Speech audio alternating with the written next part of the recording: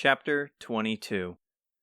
The early morning sun shines upon them as they stand with weapons ready on the pier near Ortega's castle.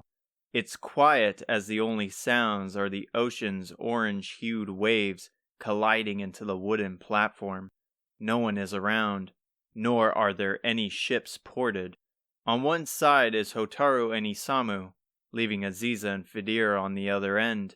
"I'm ready when you are," Isamu taunted as he held out his clean fists. Fedir holds his staff close while Aziza takes the front. She withdraws two hidden daggers from her cloak and glares at him. Her eyes are mostly innocent, but now they pierce into Isamu like an apex predator in the night. Despite that, Isamu is calm, planted firm like an oak tree on the dark wood beneath him. She knows not to underestimate him or Hotaru.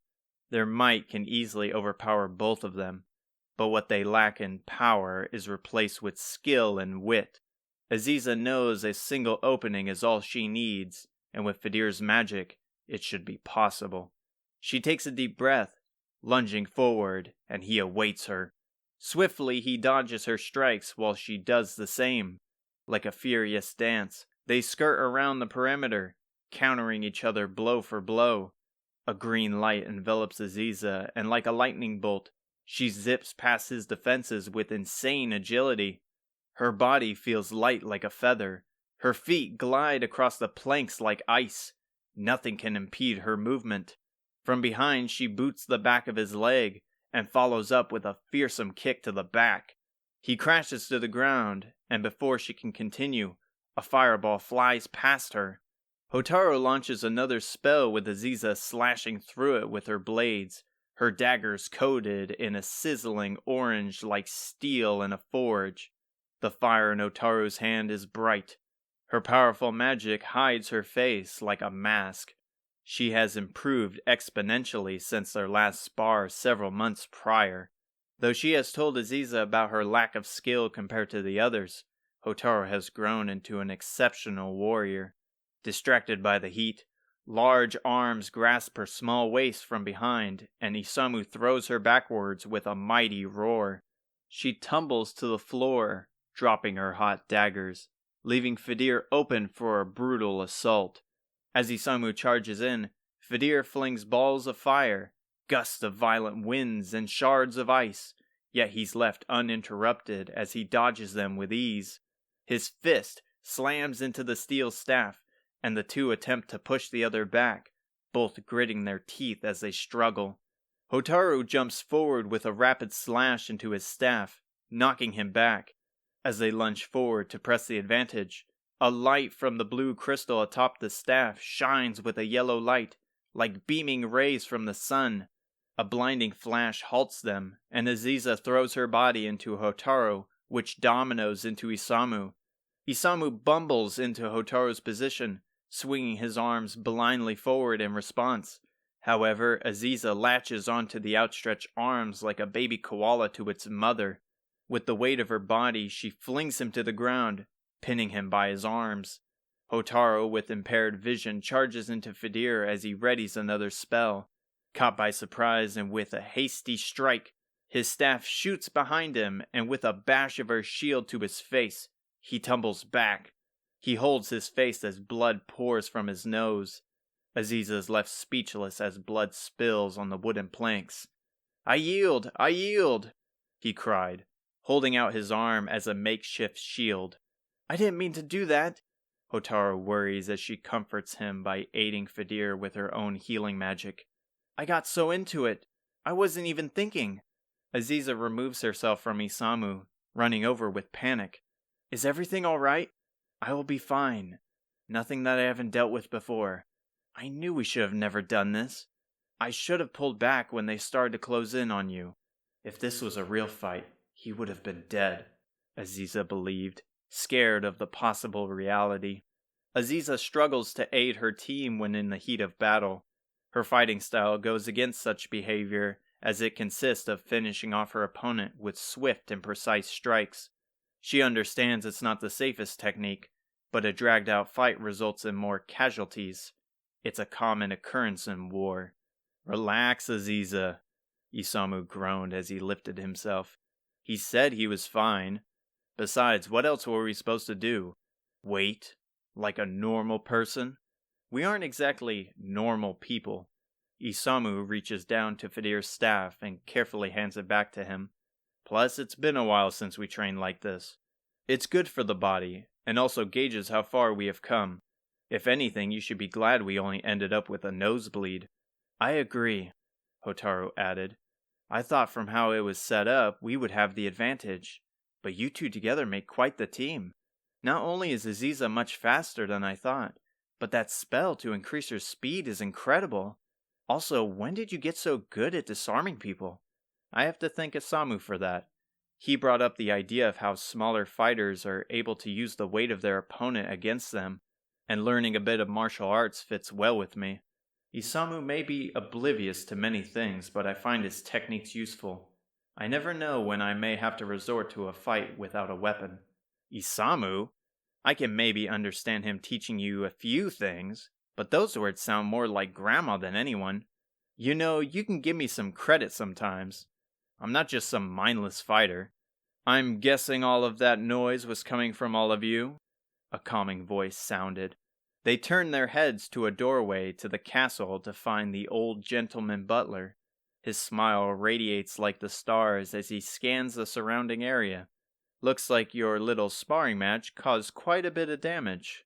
As they look to the battleground, the wooden floor is cracked with several burnt spots from the many fireballs.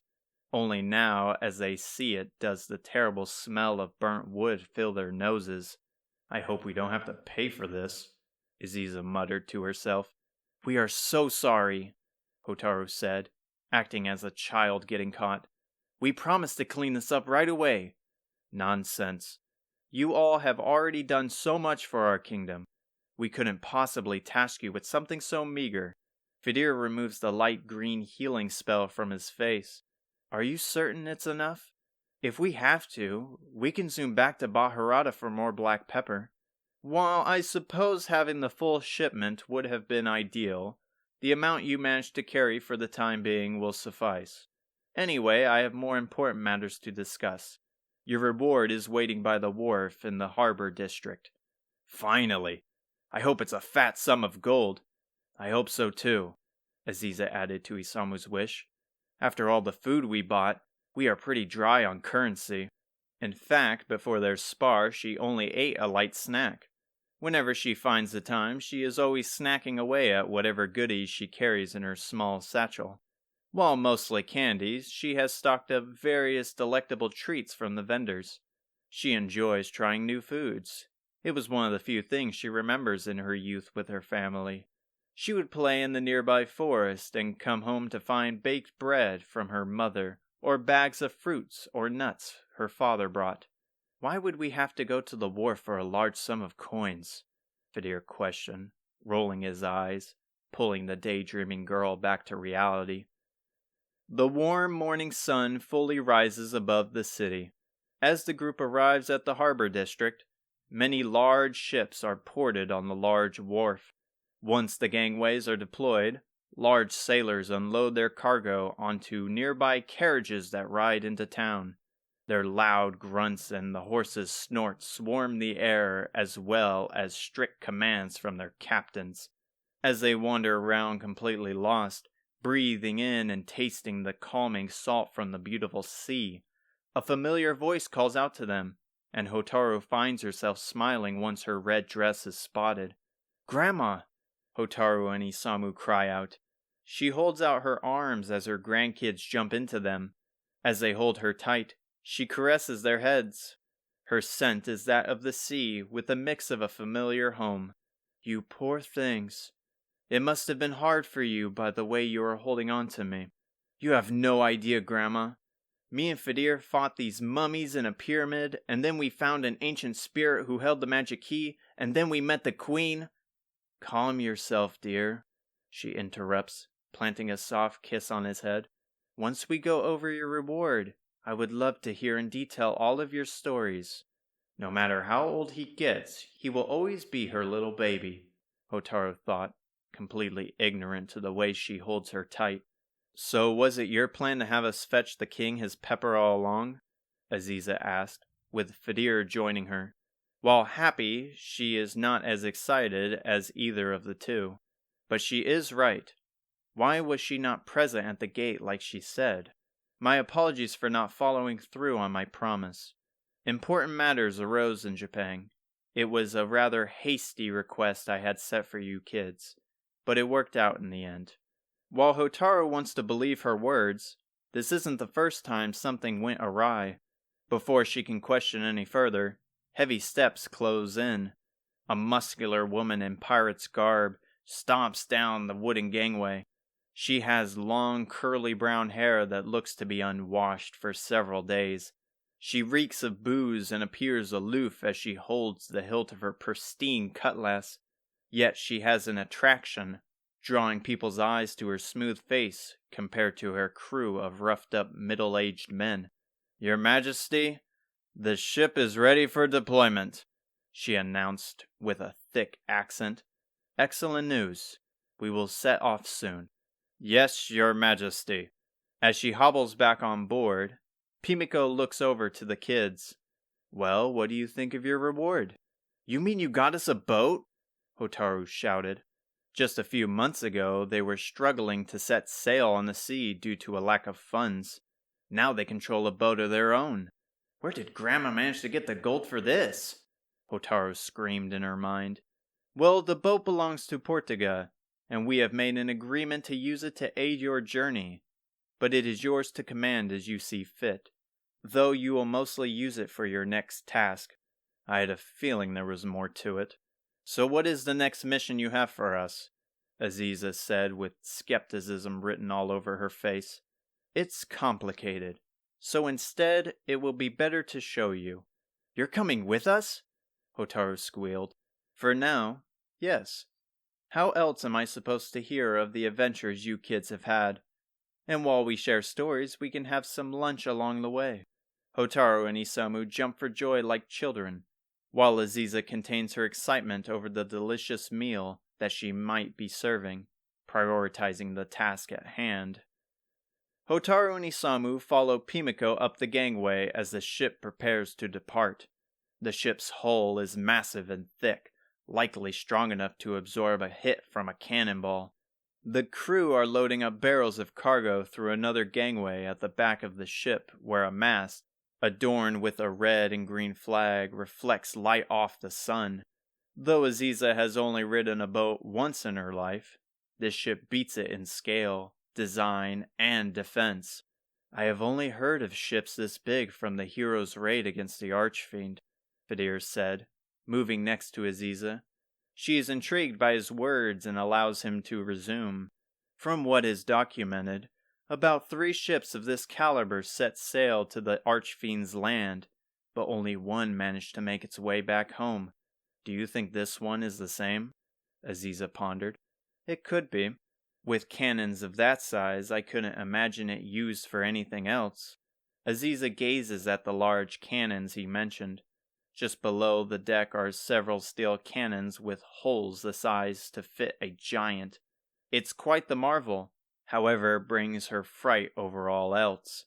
"We are headed down the same path. We may very well end up with a similar result. If that happens, I will probably know for certain what happened to them." "You don't need to worry, Aziza," Fedir consoles. "Let's just enjoy the peaceful moments we have now, and not worry about what the future may hold. We will get through when it arrives." "Am I becoming too predictable?" she jested. "Is your nose doing better?" "I feel great now, thank you." His smile emits a joy that is strong enough to calm a savage beast. "You surprise me sometimes with how much you take and still smile through it. Most people in their entire lives don't experience the challenges you have. The teachings of the goddess have taught me to find joy in all trials, though your way of thinking makes sense as well. Probably more so than mine. Unlike most people, I tend to blindly jump into danger, or rather find myself in it. Either way, I believe taking in both perspectives is what makes us a good team. And this journey so far has made me see things in a brighter light. At first, everything felt uncertain, and we were simply going day to day. For once I feel that maybe I am better than I give myself credit for. Not only me, but everyone. This whole thing might be possible after all. I'm glad to hear that, and I share a lot of your sentiments.